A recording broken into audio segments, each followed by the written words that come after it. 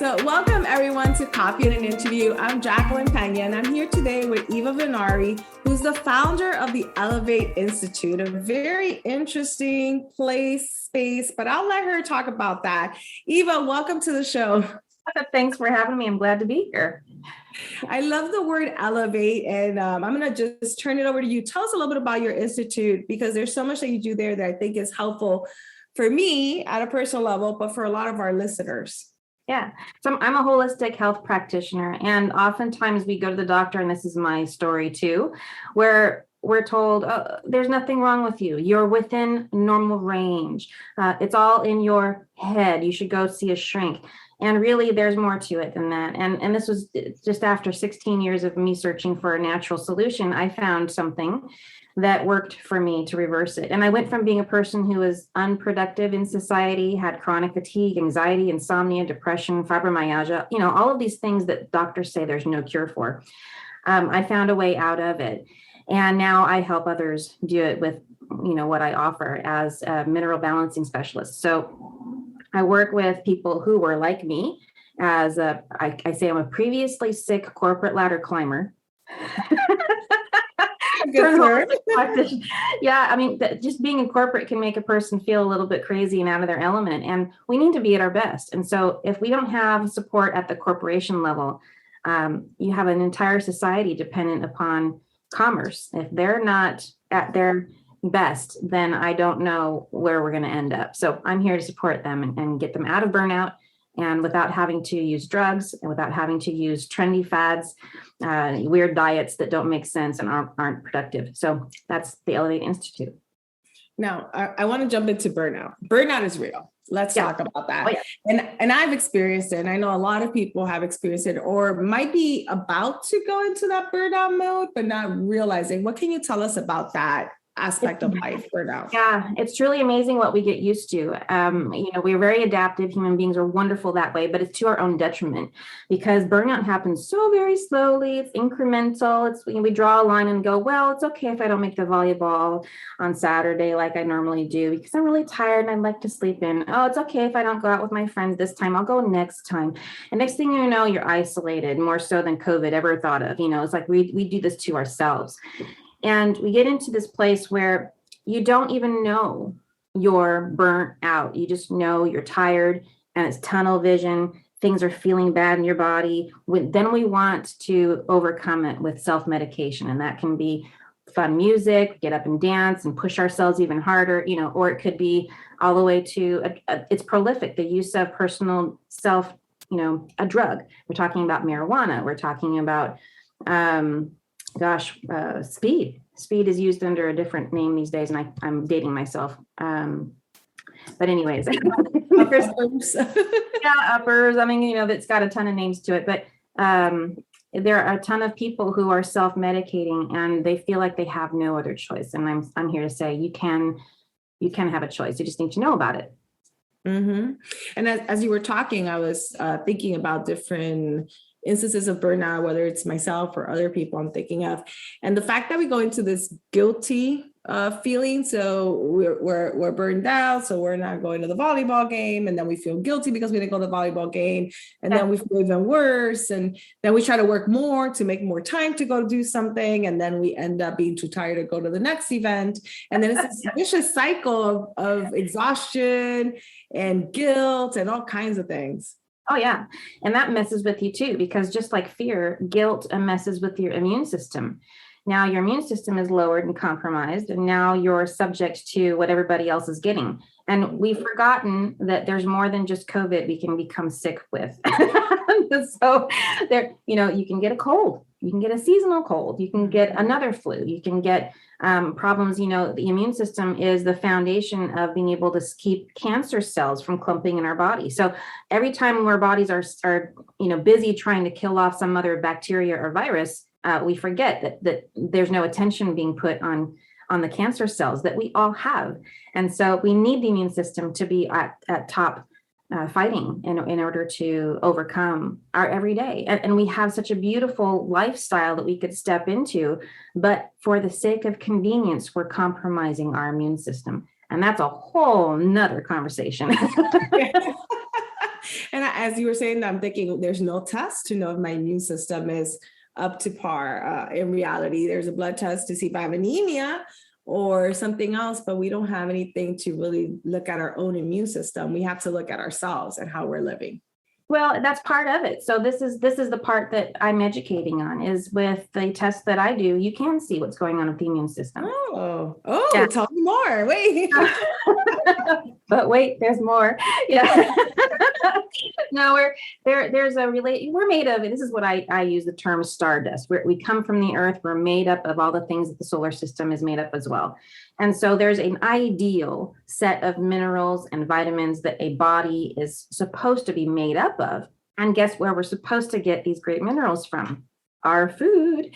But our food's been so compromised, especially over the years. Big pharma, big farms, both of them together. Anytime you're putting a chemical or a non-food in the body, it has to overcome it. And then you're malnourished. And so all of these things that are considered old age problems. I became sick at the age of 20, was told I had scarlet fever, and I did have it. I had scarlet fever, autoimmune disorder, Epstein-Barr, you name it. The problem was I was told I was infertile by the age of 23. Yeah, I went through perimenopause at 28. I was told I was going to be in a wheelchair by the age of 35. So okay, that's it's crazy, right? It's malnourishment. And so even you putting food in your mouth, even the organic food, is not the nutrient density that it used to be. And in order to get the amount of food you'd need, we would be much bigger, because we just can't we can't digest it all. So what do? It's no longer a question of if you should supplement. It's with what and how much. And so I take all the guesswork out of that, because people are basically doing the supplement roulette these days. Well, Dr. Oz says this is really good, I'm going to take that. My sister-in-law says this is really good for me, I'll take that. But how do you know for sure that that's the right thing for you? Because we're all different. We're supposed to be at an ideal, that's for optimal, productivity. Yeah. Not just productivity at work. I was struggling with the word, because I'm like, well, it's life, living your life, playing, not just showing up to volleyball, but being able to jump and spike and hit that ball. It's like, that's the level of performance that we want, but we've settled for this.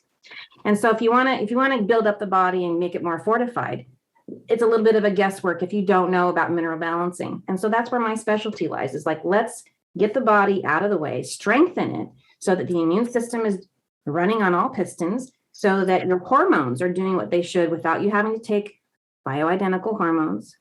Because there's a whole story about that it's like, it's ridiculous once you realize how the body actually works. But it can heal itself if you give your body what it needs. Mm-hmm. And you don't need to do it with a drug. That's very, very interesting. And that we can look to see what is it that we need and supplement it, looking at food as medicine, looking at nutrition as medicine, which is really aligned to how I handle a lot of my own health challenges when they present themselves, is looking at it from that perspective. Yeah. I think that's something that we've somehow veered away from, thinking that especially in America, the medical institution of, well, doc, I have this problem. Tell me what's wrong, and then give me a drug to fix it. It's broken. And a lot of people are coming to that conclusion that is not a full and comprehensive picture of health. To be symptom-free is not healthy. Mm-hmm. Yeah, it's living in vitality, having the ability to process your day, to have a great time with your friends and family, to enjoy life, to be in joy all the time, and then find your happiness somewhere within that. It takes energy to do that. Yeah, it does. And it's not that we're saying, we're looking at the balance. It's not that we're saying that one profession or one method it's not the right method. It's that we need to find a way, I think, to complement each other. And I think a lot of times we focus so much on the symptoms. You and I were talking about that earlier. We focus so much on the symptoms because that's the emergency. I have this migraine, I have this issue, I have this infertility, I have this. So there's a symptom, there's something we're treating, but something is causing it. It's almost like a computer, and something's off with a wire somewhere, or some short circuiting somewhere. You could fix this little thing, but you got to figure out what's causing the laptop to overheat. Same thing with our bodies. We can take medicine for the migraine and think of things to avoid it, but what's causing it? What's really at the root cause of this, so that I can eradicate this forever if possible? I want to say one thing and then tell you a story. It's funny. My very first career was in information technology, and so fixing computers was what I did for a living. Networking, making them network, making them communicate, and taking software that somebody found on their lunch break and making it working over a network, which you're not supposed to do, but I did. It's like crazy things, right? So you want to find out how the environment of your computer affects what it is that you, anyways, it's the same thing with human bodies. And it's really interesting how we as a human have created these computers that model how we actually do work. It's very interesting. So I want to talk about that when it comes to the symptoms. I tell this little antidote to kind of really put it into perspective. If your body is in such a place environmentally, internally, too many toxins, things running around like bacteria, viruses that are causing inflammation. That's a common word everybody throws around, but really doesn't know what it means. It's like we have a lot of things that we have to overcome every day. So if our body is currently a swamp that allows for the growth of moss, right? And moss is all of the different issues that we could come up with, the chronic fatigue, the anxiety, the insomnia, et cetera. And so imagine the little moss inside of our little ecosystem of a swamp. And we get into a boat, we go to see the doctor, right? And we say, well, let's get rid of this symptom, which is really the communication of the body saying, this is what's wrong with me. And we cut it out. We cut out the moss, right? And we go through the entire swamp. We're now moss free. No more symptoms. It's still a swamp. And guess what? Those symptoms, that moss is going to grow right back because that's the environment. And so unless we change the environment, and you can do that, I see it every day. I did it with myself. Unless you change the environment, you will continue to have the same problems. Mm-hmm. So change our internal environment. We have to do that. And I'm guessing that's not just with nutrition. There's more to it than just what we eat. It's interesting. It all starts with the body. So if we can get the human body, the physical form and function to be ideal, then you realize along the way with what I call, some people call them healing crises. I call them healing reactions. I say congratulations. It's a body's changing to a positive. We're getting rid of things to overcome. That's the good news. Less energy, right? And more effort then can be targeted towards clearing out those things that keep us energetically stuck. And what does that mean? Well, maybe you had a divorce and you're still dealing with the fallout of all of that energetically, but don't realize it. You've moved on. You've maybe married twice other times. Well, maybe you're dating the same guy in a different meat suit over and over again. You're having the same experience. It's like, what does this have to do with health? Everything, because our external world reflects our internal world. And so if we don't have the energy to process out old emotions, core wounds, figure out our life lessons, move on from feeling stuck, not to mention the depression mode that so many people are in as a result of living through COVID. And we've all gone in it the same way, but we have not emerged the same way, and it's still not over. So how do you deal with the stress? And this gives you that fortified body to be able to deal with all of that stress, to process the emotions, to have the difficult conversations, to feel clear, if you will, in your mind. So there's that ability to think a certain way and then feel good about that. And not feel like you're doing things out of obligation. And that makes a huge difference for your joy. And joy, guess what, is a healing energy. So you see how it all is looped together. Yep. So bring more joy into our lives. We need joy. We need joy and we need minerals, and we just need to know which ones. Yeah. Okay. Very interesting. So tell me a little bit more. What else do you do through the Elevate Institute, or some examples of ways that we can use more of this holistic approach to improving our lives? Yeah, so it really is about learning how to listen and interpret the communication of the body. And everybody has a little bit different communication style. Everybody's body, define that. So we have our consciousness that thinks that we know what our bodies need. And we're like, oh, I need coffee. I need to get awake. And the body's really saying, I don't have enough fuel, right? So I teach people how to fish. Remember that old adage of you can give a man a fish or you can teach them to fish, right? So I teach how to fish. I teach how do you communicate with your body? Do you use kinesiology? Do you use meditation? Do you use automatic writing? We find a way to tap into that subconscious and learn how is the body communicating so that I can give it what it needs. I love my clients, but I don't want them with me for life. Go learn and then I'll see you, right? Just tell me when you have a problem, I'll be here. But people, they'll spend, and it sounds like a long time, but when you spend your whole life building up problems in your body, you need a couple of years to make the minor changes with your lifestyle, to understand your habits and what you're doing to yourself unknowingly that are causing problems in the first place. To make those little changes along the way and rebuild the body physically takes a couple of years. Once that's done, now you're set for the rest of your life. This is work that lasts far beyond the few years that we spend together. This is stuff that you can take with you to stay not just alive, but to stay off of medications if you want to later in life. Very powerful, because it's about our long-term health.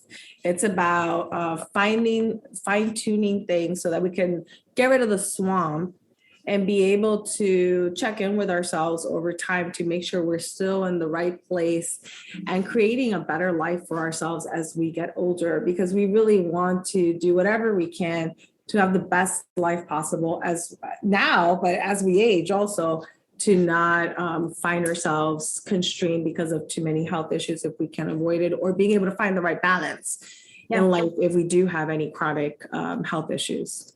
Yeah, absolutely. Well said. Yeah, the idea is to live a quality life, not just an old life. I mean, how do you want to spend your last 10 years of life? In a nursing home that you don't remember anybody? Alzheimer's, dementia, they can be helped. They can be prevented. And a lot of that is work that you could do through detoxing and mineral balancing. It's all your choice. I like how you said it, but I also like how you put your face right there, because you're saying the tools are there. It's your choice to make the changes and to come up with a plan and follow that plan for success. You also touched upon something that I've been working through a lot, which is dementia. And we're seeing increases in the number of percentage of cases of dementia. And I'm using dementia instead of Alzheimer's to be more inclusive of different things. And I myself am caring for someone with dementia right now and see it in my family. So it's one of those topics that always interests me. And so you're saying that's part of the swamp issue. If we can clear the swamp, we might be able to eliminate or not allow that to develop as much in our systems. Yeah, there are different schools of thought that I have. On my website, it says think differently. Come with me. Let's go on a journey here, because it is different. Dementia and Alzheimer's, it's affected by the physical body. Our brain's ability to link up to the memories that aren't stored here, but are linked with like website links. They go to the ether where our memories are stored. That's my belief system. And what I've seen is true. So when we have a buildup of aluminum, specifically and especially in the body, we've noticed that there's a propensity towards developing dementia and Alzheimer's. And I can't tell you the number of times I've had a client who was so excited. She sees the aluminum coming out of her test or his test. We can see it. We can see the toxic metal leaving the body by looking at these tests. And next thing you know, they brought their husband or their wife or their daughter. And I'm like, I know they've got it too. I want to keep them from getting these problems. Let's get rid of it. It's a huge issue. People want to retain their memories. They've lived their life. They want to keep it. And this gives them a leg up. It gives them a possibility to be able to do that, as opposed to thinking, I can't do anything about it. I guess I'm just going to get old. And I think everything that comes with getting old is going to happen to me. Why would you lay down like that? If you had an ability to change that, the probabilities, wouldn't you do something about it? And these people are doing it. So the ones who find me are the ones who are ready. They're not sitting there going, well, my doctor says, or, oh, it's been in my family. Oh, if you don't understand, my sister has it, my mom has it. Of course they do, because mineral imbalances and toxins pass from mother to child in the womb. It's not genetic. It is congenial. It has everything to do with your environment. So if you can change it, why not? Mm-hmm. And it's very aligned to some of the scientific concepts where you need to change your environment as well. They're looking at alcohol and food and lifestyle and negative energy and stress and how that relates to it. So it's another way to show how this all kind of comes together to create a holistic plan for you to have a better life, better quality life. Yeah. It starts with the hair. Mineral balancing is done through hair testing. So I say it starts with the hair, but really as we go, we're detoxing the home. We're looking at makeup that women use on their face. And sometimes men are using it now too, because they're having to cover up the dark circles and the weird complexion. Use of makeup for men is on the rise. That's very interesting to me. How you cook at home. When you drive, how do you have your settings for your air conditioning? Are you breathing in the exhaust or are you filtering it out? And here's my favorite sayings, like with water especially, you can get a good filter or you can be one. That's a little scary. But it brings the point home. And that's what we do for the whole, that's why it takes a couple of years. We're doing this for the whole house, your whole environment, from work to home, what you put on your body in the shower, what you shampoo with, all of this makes a difference. It's cumulative. Every little thing that you do makes a difference over time. Yeah. So what's the alternative to water? I don't want to be the filter. I just put the, I think you just got me on that one. Even my marker got stuck in my hair. You know, I'm really big on KISS, right? Keep it simple, silly. Call it silly. Filtered water with carbon filter, that works just fine. It doesn't have to be expensive. I stay away from alkaline waters, distilled waters, and reverse osmosis, and stick with just spring water. Mm-hmm. Out of curiosity, why stay away from alkaline water with the higher pH balance? I have seen, okay, so this is a really great question, and I love the conversation because our alkalinity within our body is different for each body part. Mm-hmm. The stomach and the brain are both acidic. So as soon as you put alkaline in, now you're diluting your digestive juices and you don't have the power to break down the food that you just ate, that you just spent all that money on organic food. Now you're drinking alkaline water and it diminishes all that acid. The acid is supposed to be there, right? So here's another way to think differently. There's another way to look at alkalinity. The alkalinity level within your body is determined by, guess what? Your minerals. So if you think of each little area, the stomach, the brain, the muscles, the liver, the kidneys, everybody has its own makeup, right? It's got its own recipe, if you will. And that recipe determines the pH level. So your mineral combination determines your pH level.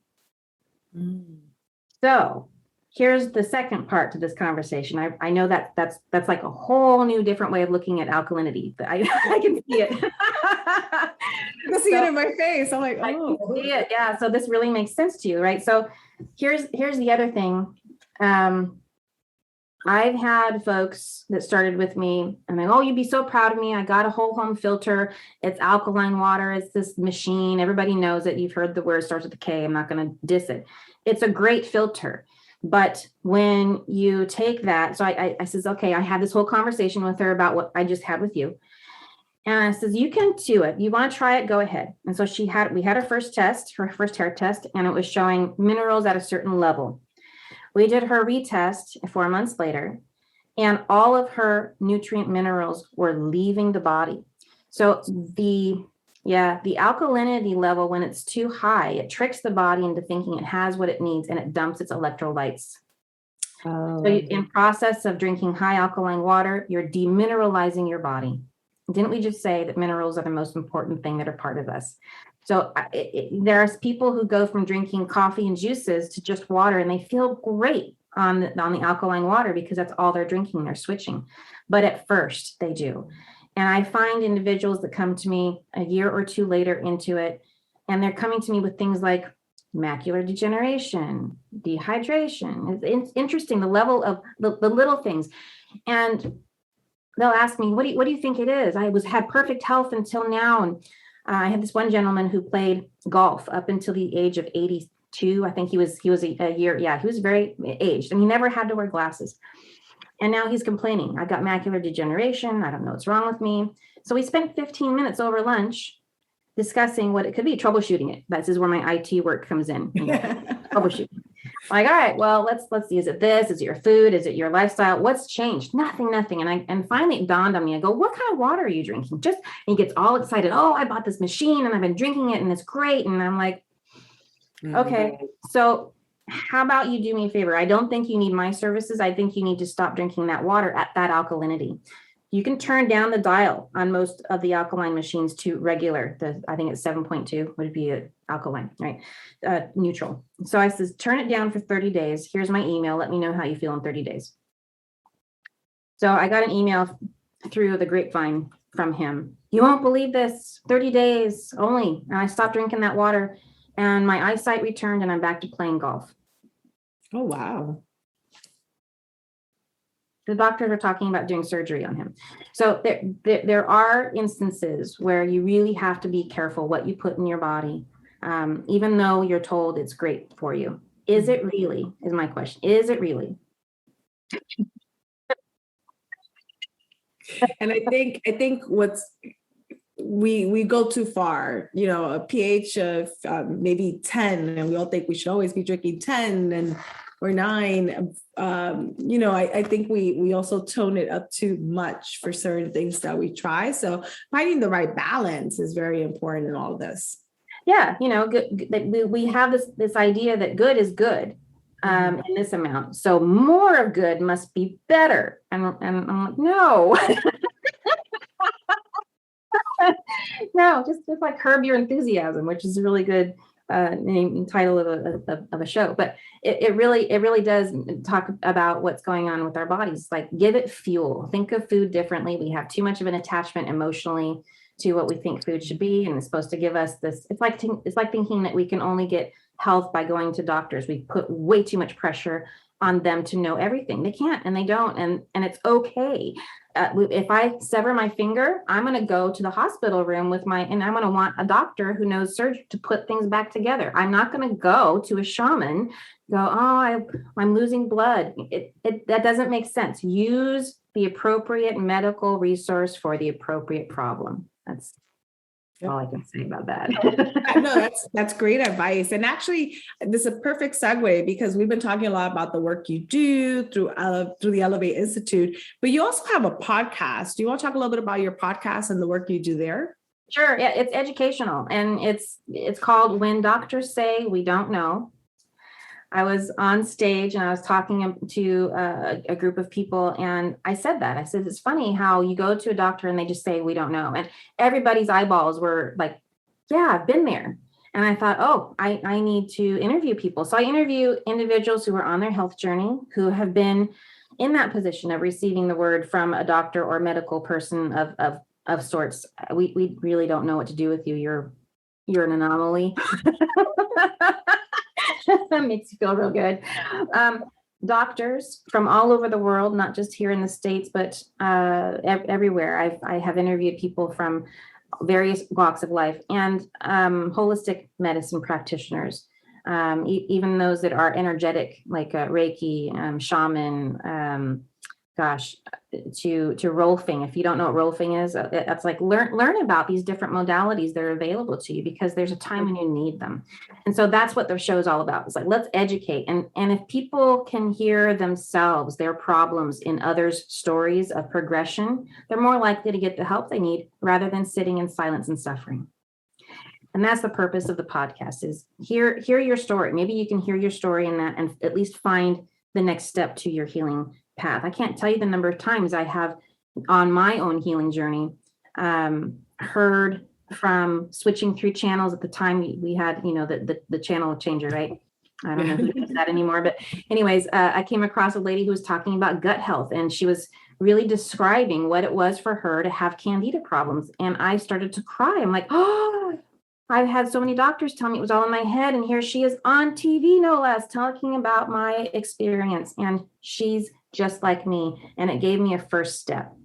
And so find what makes sense to you, find that first step, be the person in your own journey who's the hero, right? And find individuals who have been where you've been, had what you have and are now healthier in a way that you want to be. It all has to align, because if you start working with people that don't align with you, you're not going to have a very good result. Yeah. And it goes back, it goes to this idea of don't do it alone. Right. I think a lot of us kind of just hear the information, take the diagnosis, feel a certain way, slip more and more into the burnout mode. And we do it alone, and we don't talk to people. And I know I'm guilty of that myself. I don't talk enough. Don't do it alone. Do the research, find people who've been in similar situations, make the connections, get the help, use a more holistic approach. Don't just use one resource, use multiple resources to help you get to where you want to be. Yeah, use your doctor as an advisory board, not as your end result. And I say that in all due respect, because I think that's a lifting of the pressure off of their shoulders so that they feel respected for their word. And they also aren't taking on the responsibility 100% for your health, because they're not supposed to. It's yours. Mm-hmm. Yeah. And we got to take ownership of our health. And that's another important message for today's conversation. We've talked about so many interesting topics, and I think we need to talk soon. I have some interesting issues to bring to you from my own life, but balance is key. Getting rid of the swamp in our bodies is key. Using a holistic approach, we talked about that. A lot of conversations around burnout, which I think across the US, many of us have experienced or are experiencing that now at different levels. Lots of great topics covered today. I want to see if you had any final tips, advice, or if you want to share anything else that I didn't get a chance to ask you in the interview. Sure. Yeah, I have a free offer. So on my website, on the very front page of it, before you even scroll, if you go to theelevateinstitute.com, you'll see a free Chinese face reading. So this, with your selfie, you take a picture of yourself, send it to me. No makeup, ladies and gentlemen, no makeup. And I can tell if there's something serious going on with your heart, your kidneys, your liver, your spleen, if you're hydrated enough, and if you're living in your purpose. So these are all things I can see just by looking at a few things on your face. And I provide my own eyes on your picture, and I'll give you a personal reading. Okay. So I need to take a picture later today. And check that out. Very interesting to see how that works. So definitely I'll take you up on that offer. And for our listeners, all these resources that we mentioned, the website and the links that we've discussed, those are all going to be in the description section of this episode. So depending on your platform, you could just click on the link, or you might have to copy and paste the link into a web browser and go check that out. But I definitely encourage you to check out the Elevate Institute, this free resource. Thank you so much, Eva, for offering that as well to us. And to, just keep exploring this health journey. You want to empower yourself to live your best life possible. And Eva, thank you so much for joining us today. This was very informative.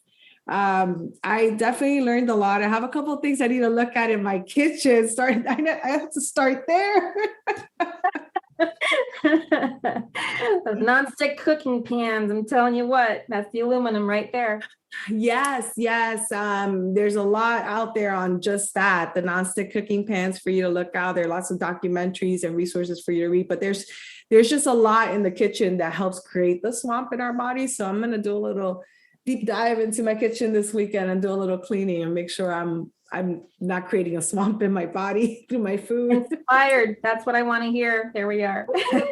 So I hope this interview was inspirational for all of you, that you got something out of it. I just want to thank Eva one more time for joining us for coffee and an interview. It's been truly a pleasure to talk to you today about this topic and to learn more about the Elevate Institute and your podcast. Thank you for being with us.